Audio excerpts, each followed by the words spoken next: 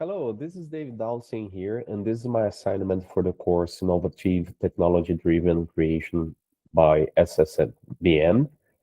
In this video, I will present a technology to be applied to the hospitality industry. The name is Aurora, a generative AI concierge for Aurora Grand Hotels. Moving next, this is the agenda for today. I'm going to introduce Aurora, the chain of hotels, the technology, and then I will ask my AI avatar to do a reflection on the value creation using three academic models. Then I will return and do the criticisms and limitations, and then we're gonna jump to the conclusion. Okay, well, so let's start with Aurora Grand Hotels. So this is Aurora Grand Hotels. It's a fictional 5 hotels luxury operating in 15 countries. This is very well known for offering premium hospitality experiences with strong focus on innovation and guest satisfactions. Let's move to the problem. Well, in the recent years, the hotel industry is experimenting various digital tools, from chatbots to services, and most of the solutions are still limited. They are still rule-based. They have a lot of FAQ questions. They are lacking with integration with hotel systems, and they offer a very little or very short emotional contextual. As a result, the guest adoption has been low, and these tools are failing to deliver what they promised to deliver. And now let me hand over to AI Dave. This is my avatar created by Synthesia. The AI Dave will introduce you to Aurora, the generative AI concierge. Hello, I am the AI Dave, and I am here to introduce you to Aurora, the next generation generative AI concierge created for Aurora Grand Hotels. Aurora is not just another chatbot, it is a multimodal, omni-channel assistant available on mobile apps, in-room tablets, smart TVs, and lobby kiosks. By integrating with the property management system, customer relationship management tools, and IoT-enabled devices, Aurora allows guests to seamlessly book services, control their rooms, and even make secure payments using biometric authentication. What makes Aurora truly innovative is that it does not replace humans. Instead, it augments the concierge role. Routine tasks are automated while premium interactions remain personalized by human staff. This hybrid approach ensures efficiency without losing the human touch, a balance that defines true luxury hospitality. Aurora's main functionalities include multimodal interaction through text, voice, and image, concierge services such as booking restaurants, spa, transportation, and room service, smart room integration to adjust lighting, temperature, or smart locks, payments and authentication including in-room charges and biometric verification for sensitive actions, security and privacy with encrypted communication and GDPR-compliant consent management, and finally, staff support with real-time dashboards for housekeeping, maintenance, and service prioritization.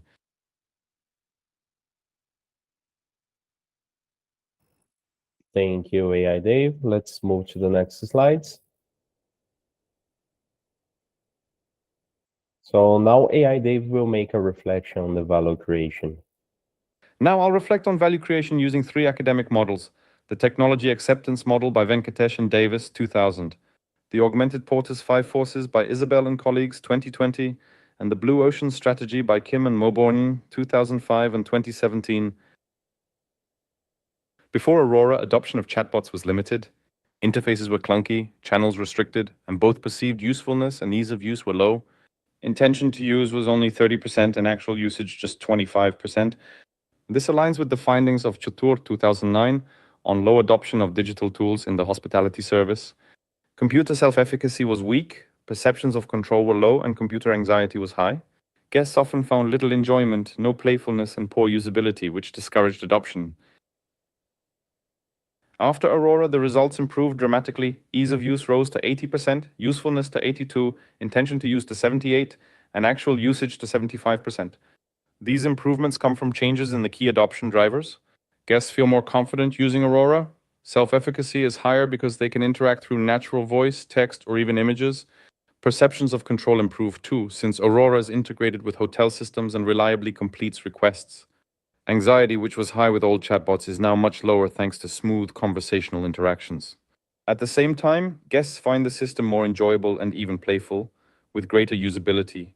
Booking a spa, adjusting room settings, or paying securely all take just a single command. Together, these factors explain why intention to use and actual adoption have both risen sharply. According to Venkatesh and Davis 2000, ease of use and usefulness are the key drivers of adoption. Aurora improved both dimensions dramatically. Ease of use increased from 40 to 80% and usefulness from 35 to 82%. As the adoption drivers became stronger, from higher confidence and reliability to lower anxiety and better usability, both intention to use and actual adoption followed the same trend. In other words, all four metrics improved consistently. Guests found Aurora easier, more useful, were more willing to use it, and ultimately did use it much more. This reflects a complete turnaround in technology adoption compared to the old chatbots. Let's now move to the next model, the Augmented Porter's 5 Forces. Porter's framework shows how competition shapes industry profitability, and Isabel and colleagues updated it in 2020 to include digitalization and regulation. Before Aurora, competitive pressure in hospitality was relatively low. Competitor innovativeness scored only 3 out of 10. Hotels mainly competed on service, price, and location, with little digital differentiation. The threat of new entrants was also low, at just 2 out of 10, since capital requirements and brand loyalty created strong barriers. Buyer power sat around 5, reflecting moderate guest influence. Loyalty programs kept customers engaged, but price sensitivity was still high. Digitalization pressures were minimal at 2 out of 10 because most chatbots were still FAQ-based and poorly integrated with hotel operations. Rivalry stood at 6 out of 10. As ENDS 2010 points out, competition in hospitality has long been shaped by price, service quality, and location. Hotels already competed intensely on these traditional factors, but not yet on digital innovation. The other forces are also shown in the table, but overall the picture was clear. The total industry threat was about 32%, with rivalry based mainly on traditional hospitality factors rather than technology or innovation. After Aurora, the overall threat level almost doubled, rising from 32 to 61%. The biggest driver of this change is supplier power, which rose from 2 to 8, as hotels now depend on specialized vendors for AI models, IoT devices, and cloud services. This creates risks of lock-in and cost escalation. Digitalization also became a dominant force, climbing from 2 to 8. Guest expectations shifted quickly, and disruptors set new standards for seamless app-based services. Regulation intensified as well, going from 3 to 7, with GDPR, biometrics, and cybersecurity raising compliance costs and legal exposure. Rivalry also rose from 6 to 7. As Ivanov and Webster 2019 highlight, hotels react quickly when innovation threatens service differentiation. By introducing Aurora, Aurora Grand Hotels gained a lead. But this also encouraged competitors to launch their own initiatives, intensifying industry race. But not all changes were negative. Competitor innovativeness improved from 3 to 5 as Aurora raised the bar and pushed the industry to experiment with new technologies. Exposure to globalization also increased from 3 to 5 as hotels began aligning with global digital standards. The other forces are also shown in the table, but the key message is clear. Aurora not only differentiates the hotel, but also transforms the structure of the entire industry. This reflection highlights a double effect.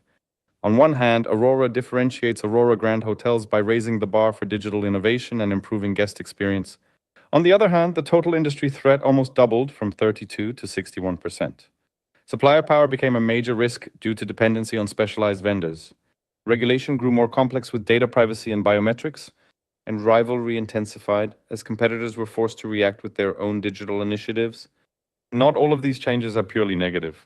Some, like the rise in competitor innovativeness and globalization, also reflect a positive shift, pushing the industry to modernize and adopt higher digital standards. Aurora therefore creates clear value for Aurora Grand Hotels, while at the same time accelerating the overall evolution of hospitality. Let's now move to the third model, the Blue Ocean Strategy by Kim and Moborn.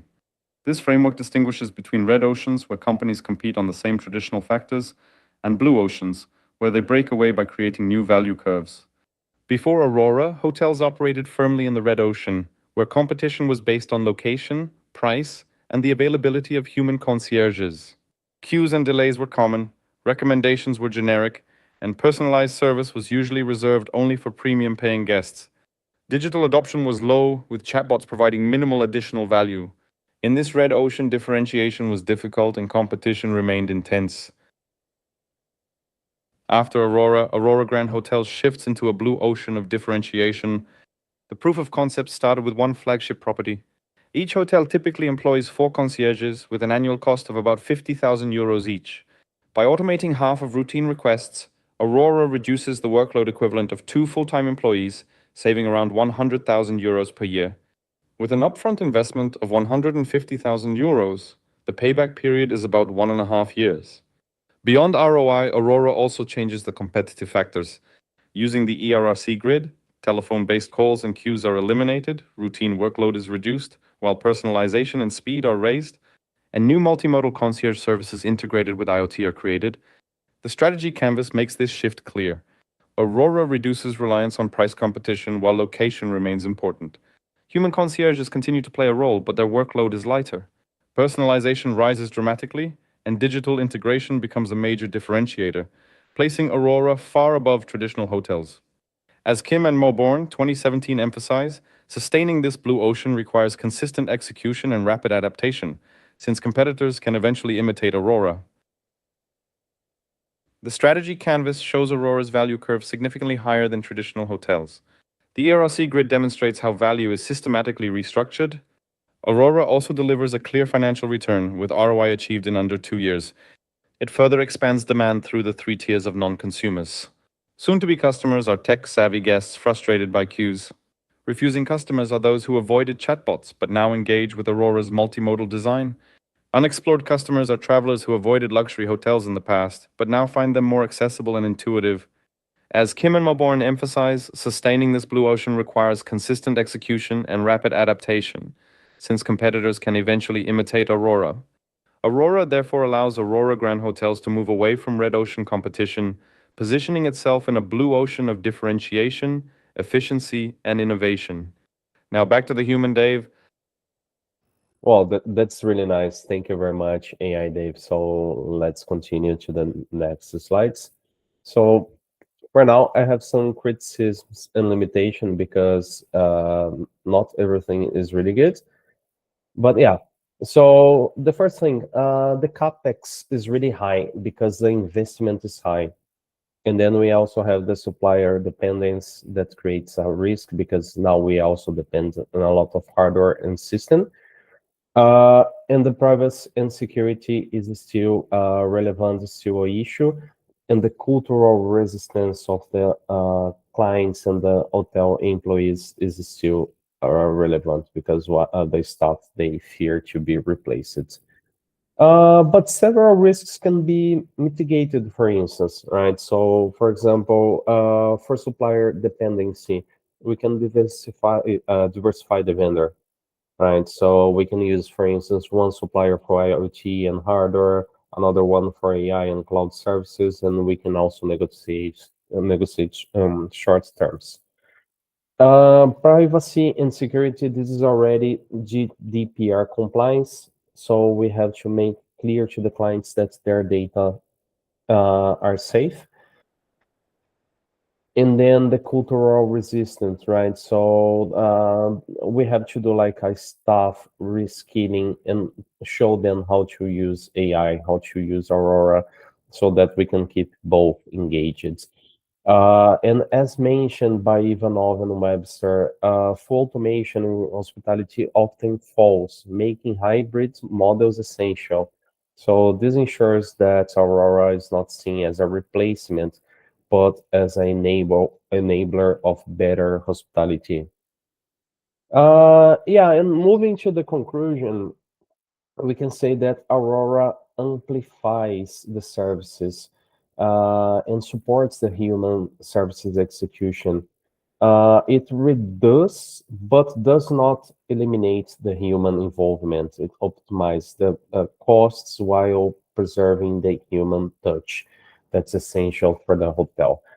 Aurora also combine efficiency, personalization, differentiation, positioning himself as a digital innovator. But success also depends on adoption, right? So vendor management, data security, and maintenance are in the right balance. And as ends remind us, sustainability and differentiation in hospitality requires balancing efficiency with human touch. So the future of hospitality is not human versus machine, but this is human empowered by intelligent machines. And this is the list of references supported by my analysis through this presentation. Wow, and thank you very much for watching. Thank you.